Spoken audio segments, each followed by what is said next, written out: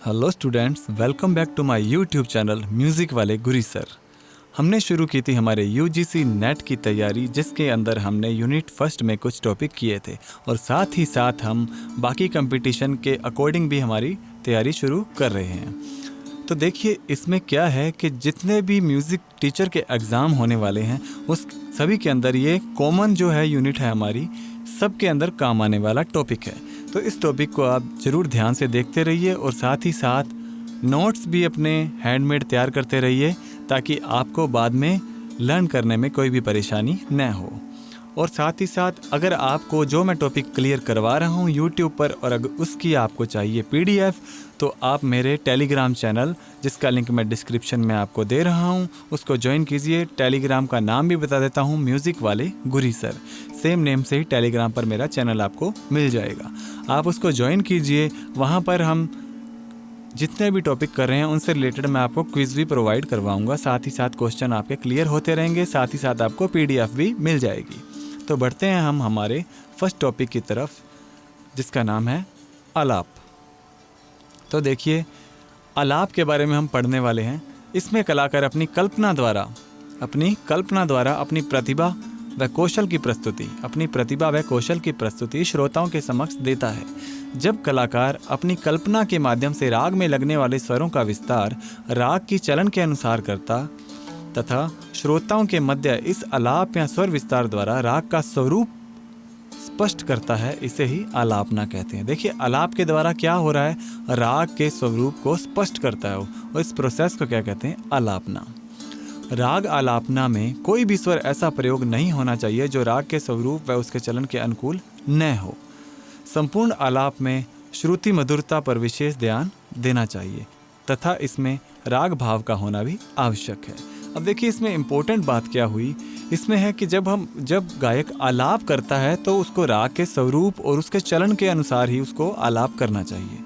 और उसमें क्या है, जब आलाप कर रहा है तो उसमें श्रुति जो मधुरता होती है, यानी स्वीटनेस उसकी ख़त्म नहीं होनी चाहिए, वो होना चाहिए। और राग में भाव का होना बहुत ज़रूरी है। आलाप गायन में स्वतंत्रता का होना आवश्यक है। मतलब इस बात का मतलब ये है कि स्वतंत्रता का होना मतलब वो कहीं भी किसी भी स्वर पर जा सके, खुला गायन जिसको कहते हैं, वो खुला आलाप कर सके। परंतु साथ ही इस बात का भी ध्यान रखना चाहिए कि राग के स्वर संचार राग के आरोह अवरोह या किसी भी राग के नियम का उल्लंघन न हो। इम्पोर्टेंट बात यहाँ है कि जो राग का स्वर संचार है, अगर मान लीजिए किसी राग में प नहीं लग रहा, अगर आलाप भी कर रहा है तो उसमें प का यूज़ नहीं होना चाहिए। ठीक है, राग के नियम का उल्लंघन नहीं होना चाहिए। आगे है बढ़त। जब कोई गायक गाते बजाते समय एक या दो स्वरों को लेते हुए छोटे छोटे स्वर समुदायों से बढ़ते हुए बड़े बड़े स्वर समुदायों पर आकर लय को धीरे धीरे बढ़ाता है। अब यहाँ पर क्या हो रहा है, लय को धीरे धीरे बढ़ाते हुए बोल, तान, गमक इत्यादि का प्रयोग करता है तो उसे बढ़त कहते हैं। ये बात समझने लायक है कि जैसे ही कोई गायक गाना या बजाना शुरू करता है तो वो क्या करता है, पहले एक एक स्वरों का यूज़ करता है, फिर दो स्वरों को, इस तरह छोटे छोटे स्वर समुदायों को लेता है, फिर उससे क्या है बड़े स्वर समुदाय लेने शुरू कर देता है। इससे धीरे धीरे क्या है, वो अपनी लय को भी बढ़ाता रहता है। ठीक है, और इसमें क्या करता है, वो बोल, तान, गमक इनका उपयोग करता है, जिसको क्या कहते हैं, बढ़त कहते हैं। अब एक छोटा सा इसके अंदर नियम आता है, स्वस्थान नियम। प्राचीन समय में आलाप करने के एक विशेष तरीके को स्वस्थान कहते थे। आलाप करने के एक विशेष तरीके को, इसमें समस्त राग का गायन स्थायी स्वर पर ही निर्भर होता है। स्थायी स्वर से चौथा स्वर द्वयर्ध कहलाता है। यहाँ इंपॉर्टेंट बात है, जो स्थायी स्वर हो गया, स्थायी स्वर मान लो सा है, ठीक है, चौथा स्वर उसका क्या कहलाएगा, द्वयर्ध कहलाएगा, और आठवां स्वर है वो द्विगुण कहलाता है। ये आपको जो शब्दावलियाँ दी गई हैं इनको याद करना है। अब यहाँ पर चौथा स्वर द्वयर्ध और आठवां स्वर द्विगुण और द्वयर्ध स्वरों के बीच में जो स्वर आते हैं वे अर्ध स्थिति स्वर माने जाते हैं, और इनके बीच के स्वर क्या हो गए, अर्ध स्थिति स्वर। अब इसमें कुछ नियम लागू होते हैं। जैसे पहले नियम में क्या है, आलाप गायन द्वयर्ध शुरू के नीचे करना चाहिए। जो है ये द्वयर्ध स्वर है, यानी कि चौथा स्वर है, इसमें क्या है, इससे नीचे शुरू करना चाहिए, यानी कि पहले से 4 स्वरों तक। परंतु न्यास स्थायी स्वर पर ही होता है। पर रुकना कहाँ पे है, जो रूट नोट है, जो उसने उठाया रूट नोट, उस पर ही आके उसको रुकना है। दूसरे नियम में क्या है, द्वैयर्ध स्वर को भी शामिल कर लेना चाहिए, मतलब 8वां जो नोट वो लगा रहा है उसको भी शामिल करना चाहिए, पर न्यास फिर से क्या है, स्थायी स्वर पर ही होगा। तीसरे नियम में क्या है, अर्ध स्थिति स्वरों में आलाप किया जाता है। अर्ध स्थिति स्वर जो उनके बीच के स्वर थे उनके ऊपर आलाप किया जाता है। और चौथा नियम है द्विगुण स्वर वह उसके ऊपर के स्वरों को भी सम्मिलित करके, अब द्विगुण जो 8वां स्वर था और उसके ऊपर के स्वरों को भी वो सम्मिलित करेगा, आलाप करेगा। पर न्यास क्या है, न्यास हमेशा ही स्थायी स्वर पर किया जाएगा। प्रत्येक गायक को आलाप गायन में उपयुक्त स्वस्थान नियमों का पालन करना पड़ता था।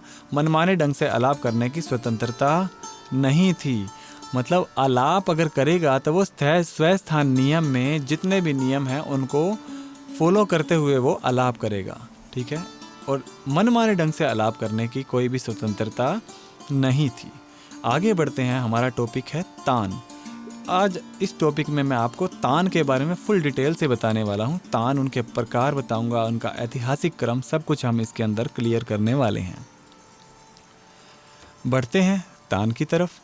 भरत मुनि कृत नाट्य शास्त्र में तान की व्युत्पत्ति इस प्रकार बताई गई है। देखिए, भरत मुनि ने जो शास्त्र लिखा था उसका नाम है नाट्य शास्त्र, ये आपने ध्यान में रखना है। उसने क्या कहा, तनोति विस्तार इत्यस्मात् धनी तान इति समृत रागा यस्तन्यते प्राय स्वरास्ते तान का मता। अर्थात तान शब्द संस्कृत में तन धातु में धत्री प्रत्यय लगने से निष्पन्न होता है। इसका अर्थ है तानना या विस्तार करना। जिन स्वरों के द्वारा राग विस्तार किया गया है उन्हें तान कहते हैं। जिन स्वरों के द्वारा राग विस्तार किया गया है उन्हें क्या बोलेंगे, तान कहते हैं। अब आता है जी तानों का ऐतिहासिक क्रम। सर्वप्रथम नारदीय शिक्षा में तान शब्द का उल्लेख मिलता है। क्वेश्चन यहाँ पर यह पुट हो गया हमारा कि सबसे पहले तान का उल्लेख किस में मिलता है, तो उल्लेख मिलता है नारदीय शिक्षा में। नारदीय शिक्षा के चौथे श्लोक से ज्ञात होता है सप्तस्वर 3 ग्राम तथा 49 तान की परंपरा उस समय भी थी। ये तीनों बातें ध्यान में रखनी है। न्यायदेव के अनुसार देवों की आराधना यज्ञ के लिए ताने कही हैं जो पुण्य के उत्पादन हेतु है। अब जो इम्पोर्टेंट बात आती है, तानों की आवश्यकता क्यों पड़ी, तानों की आवश्यकता हमें क्यों पड़ी। तान से गीत का विस्तार होता है, साथ ही वैचित्र्य की सृष्टि होती है।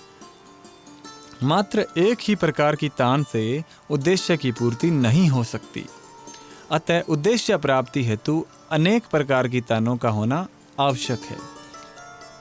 किसी राग में लगने वाले स्वरों को ध्यान में रखते हुए अनेक ताने बनाकर तान रूपी आभूषण से राग को विभूषित किया जाता है। मतलब किसी भी राग में जितने भी स्वर लगते हैं उनको क्या है, ध्यान में रखते हुए ही अलग अलग ताने बनाकर एक तान रूपी आभूषण, यानी तान एक गहना है राग का, ठीक है, उससे उसको क्या किया जाता है, सजाया जाता है, विभूषित किया जाता है उसको। वीणा में तान की क्रिया 2 प्रकार से होती है। अब देखो यहाँ इंपॉर्टेंट बात है ये कि वीणा में तान की क्रिया 2 प्रकार से, कौन सी, प्रवेश एवं निग्रह। प्रवेश में ध्वनि की एकता अथवा स्वर साम्यता और निग्रह में स्पर्शहीनता अथवा मुक्त वादन होता है। देखिए, प्रवेश में क्या होता है, ध्वनि की एकता यानी कि स्वरों की समानता पर ध्यान दिया जाता है, और जो निग्रह है उसमें स्पर्शहीनता, मतलब छूना जो है हीन, छूने से हीन, तो यानी कि मुक्त वादन यानी खुला वादन उनमें किया जाता है। अब देखते हैं तानों के प्रकार। जो सबसे इम्पोर्टेंट बात है वो यहाँ आएगी हमारे सामने। संगीत रत्नाकर के अनुसार तानों के प्रकारों का वर्णन निम्नलिखित है। किसके अनुसार है ये? संगीत रत्नाकर के अनुसार। पहला है सपाट तान। इसमें क्या है, सीधे सीधे एक एक स्वर को बढ़ाते हैं। सपाट तान में क्या होता है, एक एक स्वर को बढ़ाते हैं, आरोह के बाद अवरोह करते हैं, सपाट तान होती है। फिर आती है जी फिरत की तान। फिरत की तान, इसमें स्वरों के आरोही अवरोही दोनों क्रम रहते हैं, आरोही और अवरोही क्रम दोनों रहते हैं। आगे आती है बढ़त की तान। कुछ लोग फिरत की तान से इस तान का संबंध जोड़ते हैं, यानी कि जो फिरत की तान है कुछ लोग उसे ही बढ़त की तान मानते हैं। पर इसमें क्या होता है, एक एक स्वर की बढ़त मध्य सप्तक के सा से शुरू करके तार व मंद्र स्थान दोनों की ओर जाती है। अब इसमें क्या था, फिरत की तान में आरोह और अवरोह लग रहा था, पर बढ़त की तान में क्या होता है, एक एक स्वर को बढ़ाते हैं, मध्य सप्तक के सा से शुरू करते हैं और तार और मंद्र सप्तक के दोनों तरफ जाती है ये, मतलब सा से नीचे भी जाएगी और सा हमारा जो तार सप्तक का सा है उसके ऊपर भी जाएगी। अब आती है रागांग तान। यह तान तार सप्तक से प्रारंभ होकर, कहाँ से प्रारंभ हो रही है? तार सप्तक से प्रारंभ होकर मध्य सप्तक की ओर आती है। इसको अंतरे की तान भी कहते हैं। यानी रागांग तान क्या है? तार सप्तक से प्रारंभ हुई, मध्य सप्तक में आई और इसका दूसरा नाम क्या हो गया? अंतरे की तान। आगे आते हैं हम अलंकारित तान।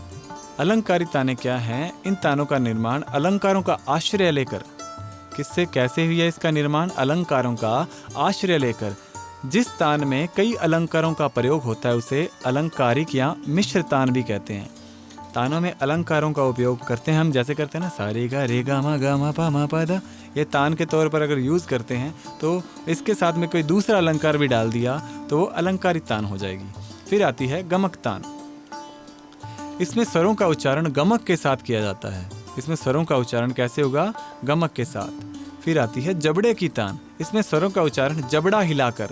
अब तान को आपने देखा होगा ना, कई गहरी बोल गा रहे होते हैं और जबड़ा हिल रहा होता है उनका, वो जबड़े की तान है। हलक की तान। इसमें स्वरों के उच्चारण हेतु तालु का पिछला हिस्सा अधिक प्रयुक्त होता है। मतलब इसमें क्या होता है? तालु का पिछला हिस्सा ज़्यादा प्रयोग होगा, अर्थात जीभ को क्रमानुसार भीतर और बाहर, जीभ को कहाँ कर रहे हैं हम? भीतर और बाहर चलाते हुए गाते हैं। यह तान गमक से कम जोरदार होती है। ये तान गमक से कम जोरदार होती है। हलक की तान गमक की तान से कम जोरदार होती है। अब आती है जी मींड की तान। इसमें मींड से स्वर लंघन होता है। क्या होता है? मींड से स्वर लंघन। जैसे मींड लेकर गोलाई से स्वर को लगाना, सा म ग प म ध प नी। फिर आती है जी छूट की तान। इस तान में गायक या वादक किसी प्रकार की अलंकारिक अथवा स्पाट तान का आरोह करते करते तार सप्तक में जब राग के वादी संवादी कहाँ पहुँच जाता है? तार सप्तक के वादी संवादी स्वर पर पहुंचकर एकदम वही स्वर मध्य सप्तक में पकड़कर तान को मध्य सप्तक में कहता है तो छूट की तान कहते हैं। मतलब क्या हुआ? छूट की तान का मतलब क्या हुआ? जब गायक तान को गाते गाते तार सप्तक में पहुंच गया, मान लो वो कर रहा है सारे गा मा पा धा नी सारे गा तक आ गया और गा तार सप्तक के गा से बिल्कुल एकदम मध्य सप्तक के गा पर जंप करता है तो वो क्या होगी? छूट की तान होगी। मतलब वो ऊपर के स्वर को छोड़कर नीचे वाले स्वर पर आ गया। आगे आती है बोल तान। जब गीत के बोलों को कहते हुए राग का विस्तार करते हैं तो उसे बोल तान कहते हैं। ठीक है। बोल बांट की तान या झटके की तान। इसमें बोल तान के साथ साथ बंदिश की लय और स्वरों के सहारे से बांट भी लिया जाता है, अर्थात दूनी चाल में अचानक चौगुण की ओर जाते हैं। बोल बांट की तान है। झटके की तान में क्या हो रहा है? दूनी चाल में अचानक से क्या है? चौगुन में चले जाते हैं। दोगुन से अचानक चौगुन में चले जाते हैं। किसमें? बोल बांट की तान में। फिर आती है वक्र तान। इस प्रकार की तानें वक्र अलंकारिक गति से चलती हैं। जैसे वक्र क्या कहते हैं? जैसे ग रे म ग प म ध प नी ध सा नी रे सा, इस तरह ये वक्र तान होगी। अगर आपने सुनी है राग दरबारी कानड़ा तो उसका आरोह क्या है? वक्र है। उसका चलन वक्र में है। अब आते हैं खटके की तान। खटके की तान स्वरों पर धक्का सा लगाते हुए जो तान लेते हैं उसे खटके की तान। फिर आती है जी सपाट तान। जिस तान में क्रमानुसार स्वर तेजी के साथ जाते हैं उसे सपाट तान कहते हैं। क्रमानुसार स्वर तेजी के साथ जाते हैं उसको सपाट तान कैसे? जैसे म प ध नी सा रे गा मा पा, है ना? ये देखो म प ध नी सा रे गा मा पा ध नी सा रे गा मा पा, इस तरह ऊपर की तरफ बढ़त हो रही है। ये क्या है? सपाट तान है। फिर आती है गिटकरी की तान। दो स्वरों को एक साथ शीघ्रता से एक के पीछे दूसरा लगाते हुए यह तान ली जाती है। दो स्वरों को शीघ्रता के साथ एक के पीछे दूसरा, जैसे सारे सारे सारे रेगा रेगा गामा गामा, इस तरह। अब आती है लड़ंत की तान। जिस तान में सीधी आड़ी कई प्रकार की लय मिली हुई हो उसे लड़ंत की तान कहते हैं। जैसे नीसा नीसा रे रे रे रे नीधा नीधा सा सा सा सा, इस तरह से क्या आता है? इन तानों में गायक और वादक की लड़ंत बड़ी मजेदार लगती है। आगे है सरोख तान। जिस तान में 4-4 स्वर एक साथ सिलसिलेवार कहे जाएं, जैसे सा रे गा मा प ग म प ध म प ध नी, इस तरह। फिर है अचरक तान, जिस तान में प्रत्येक 2 स्वर एक से बोले जाएं, जैसे सा सा रे रे गा गा मा मा पा पा धा धा नी नी सा सा, इस तरह।